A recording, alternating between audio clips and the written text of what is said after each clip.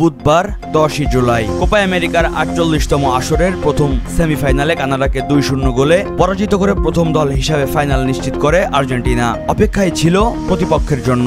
অবশেষে আজ দ্বিতীয় সেমিফাইনাল শেষে জানা গেল প্রতিপক্ষ হিসেবে ফাইনালে তাদের মুখোমুখি হবে কলম্বিয়া। বৃহস্পতিবার 11 জুলাই দ্বিতীয় সেমিফাইনালে শক্তিশালী উরুগুয়েকে 1-0 গোলে পরাজিত করে টুর্নামেন্টের দ্বিতীয় দল হিসেবে ফাইনাল নিশ্চিত করে কলম্বিয়া। আগামী সোমবার 15 জুলাই বাংলাদেশ সময় সকাল 6টায় হার্ড রক স্টেডিয়ামে ফাইনাল ম্যাচটি অনুষ্ঠিত হবে। আর্জেন্টিনা লড়াই করবে রেকর্ড 16তম শিরোপার জন্য, অন্যদিকে কলম্বিয়ার লড়াই হবে দ্বিতীয় শিরোপার জন্য।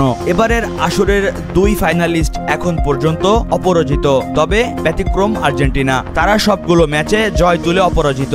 অন্যদিকে কলম্বিয়া গ্রুপ পর্বে ব্রাজিলের সঙ্গে পয়েন্ট ভাগাভাগি করে অপরাজিত।